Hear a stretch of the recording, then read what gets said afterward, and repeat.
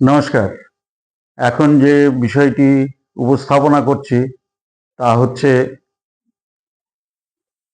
গণতান্ত্রিক ব্যবস্থাপনায় রাজনৈতিক দলের মধ্যেকার আভ্যন্তরীণ গণতন্ত্র সম্পর্কে। প্রথমে বলতে হয় রাজনৈতিক দল হচ্ছে নির্দিষ্ট মত পথের ভিত্তিতে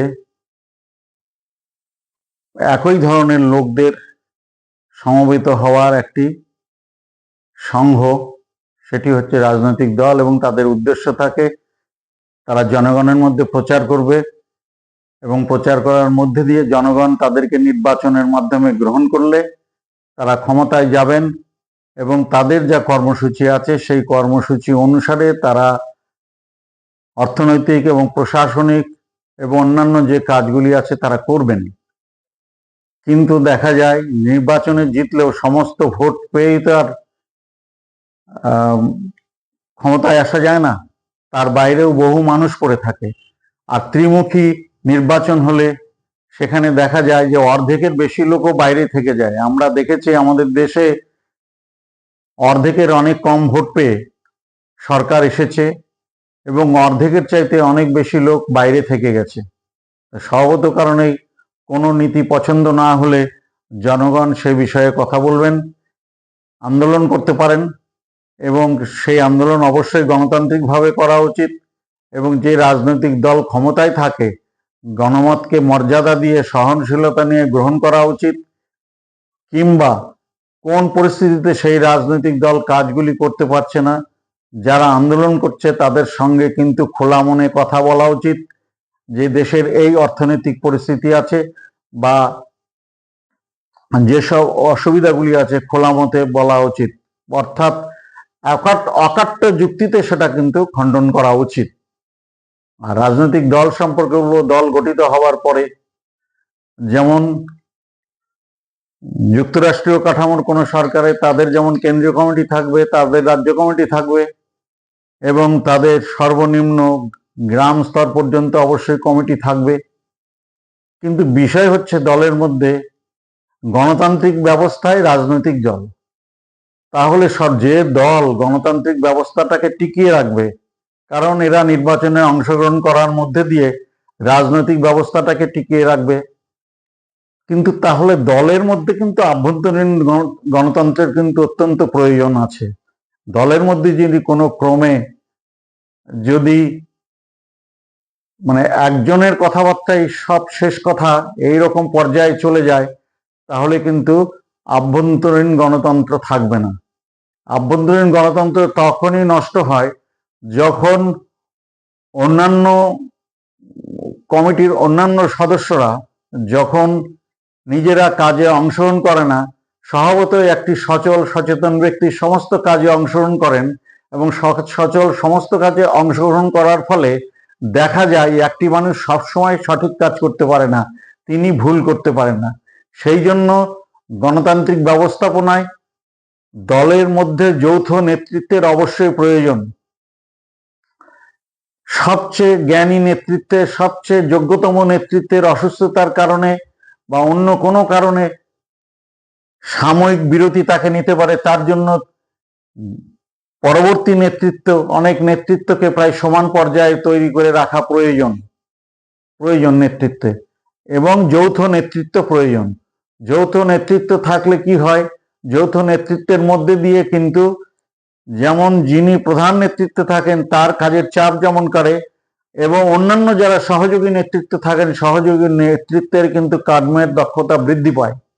একটি কথা বলা প্রয়োজন যে কোনো দলের মধ্যে যদি আভ্যন্তরীণ গণতন্ত্র না থাকে, সচিব নির্ভর রাজনৈতিক দল কিংবা প্রেসিডেন্ট নির্ভর রাজনৈতিক দল যদি সর্বেসর্বা হয়ে যান এবং সেই ঘরানা যদি কোনো রাজনৈতিক দলের থাকে, সেই রাজনৈতিক দল কিন্তু সর্বাংশে গণতান্ত্রিক ব্যবস্থাপনা রাখতে পারে না দেশের মধ্যে, এবং সেই দলের মধ্যে থেকেই কিন্তু নিপীড়নমূলক ব্যবস্থাপনা গ্রহণ, জনগণের প্রতি আন্দোলনের ক্ষেত্রে এমনকি ফ্যাসিবাদের রূপ কিন্তু প্রকাশ তার মধ্যে হতে পারে। তবে একটি কথা বলা দরকার, যেমন যৌথ নেতৃত্ব থাকবে দলের মধ্যে, পাশাপাশি একটি বিষয় হচ্ছে অত্যন্ত জরুরিকালীন ভিত্তিতে কোনো দেশে বিপ্লব সংগঠিত হয়েছে, কোনো দেশে বিপ্লব চলছে। এখন যে ধরনের বিপ্লব হোক, কোনো বিশেষ ধরনের বিপ্লবের সমর্থক হিসেবে আমি বলছি না, কিন্তু চলছে, সেই সময় নেতৃত্বের কিন্তু ক্ষমতা থাকা উচিত এবং দ্রুত সিদ্ধান্ত গ্রহণ করা উচিত। কমিটি বসবার কোনো ক্ষমতা নাই, কিন্তু নেতৃত্ব কিংবা অন্যান্য শান্তির সময় জরুরিকালীন ভিত্তিতে যখন কোনো বসার ব্যবস্থা নেই, তখন কিন্তু নেতৃত্বকে কিন্তু জরুরিকালীন ভিত্তিতে একাই সিদ্ধান্ত গ্রহণ করতে হবে এবং সেই নেতৃত্বকে আবার মানবার কিন্তু প্রয়োজনীয়তা সকালের আছে।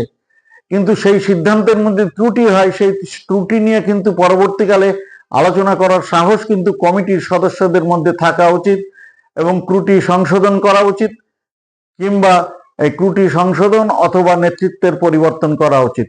মানুষের ভুল হতে পারে, ঘন ঘন নেতৃত্ব প্রয়োজনীয়তা নেই বা সঠিকও নয়, তার কারণ একটি নেতৃত্ব দীর্ঘদিন রাজনৈতিক আন্দোলনের অভিজ্ঞতার মধ্যে তৈরি হয়।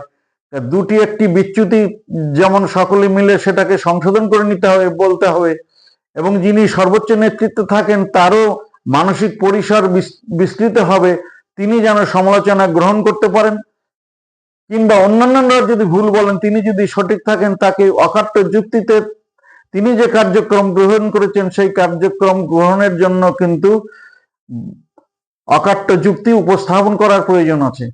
কাজেই পরিশেষে কথা বলবো, আমরা গণতান্ত্রিক যে ব্যবস্থাপনার মধ্যে বাস করি, কাউকে নাম ধরে বলছি না, কিন্তু অনেক রাজনৈতিক, শুধু আমার দেশে নয়, বিভিন্ন দেশে যে গণতান্ত্রিক দলগুলি আছে, এই গণতান্ত্রিক দলগুলির কিন্তু সকলের কিন্তু আভ্যন্তরীণ গণতন্ত্র নয়।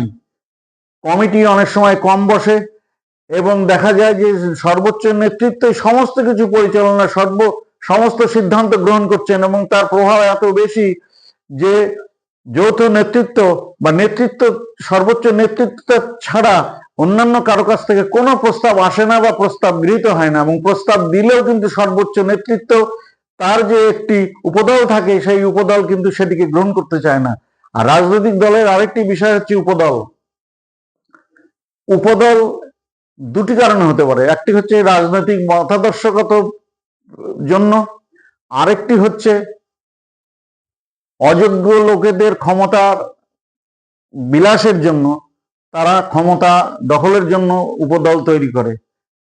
তো এই দুটোর লক্ষণকে সর্বোচ্চ নেতৃত্বকে এবং যারা সঠিক মানসিকতা সম্পন্ন মানুষ রাজনৈতিক দলের কমিটিতে থাকেন, তারা এই দুটো শক্তিকে সঠিকভাবে বিচার বিশ্লেষণ করা প্রয়োজন আছে। সঠিকভাবে যদি বিচার বিশ্লেষণ না করা যায় তাহলে দল কিন্তু অনেক পিছিয়ে যেতে পারে বা জনমানুষের তার যে আস্থা সেই আস্থা হারাতে পারে। কাজে পরিশেষে বলবো যে গণতান্ত্রিক ব্যবস্থাপনা যেমন আজকে একটি ভালো ব্যবস্থাপনা এবং মানুষ এর মধ্যে দিয়ে ক্ষোভ জানাতে পারে, সরকারের পরিবর্তন করতে পারে, তার মতামত জানাতে পারে, আন্দোলনে যেতে পারে, তেমনি বলবো যে রাজনৈতিক দলের যে মুখ্য হাতিয়ার সে হচ্ছে গণতান্ত্রিক ব্যবস্থার সবচেয়ে মুখ্য হাতিয়ার হচ্ছে গণতান্ত্রিক দল। এই গণতান্ত্রিক দল এই রাজনৈতিক দলগুলির মধ্যে যদি আভ্যন্তরীণ গণতন্ত্র না থাকে তাহলে সেই রাজনৈতিক দলের শাসনের কাছ থেকে কিন্তু গণতন্ত্র কখনোই শক্তিশালী হবে না। কাজে এই কথাটা এর আগে অনেকেই বলেছেন, আর এই বিষয়ে আর বিস্তৃত আলোচনা করছি না, এখানেই উপস্থাপনা শেষ করছি। নমস্কার।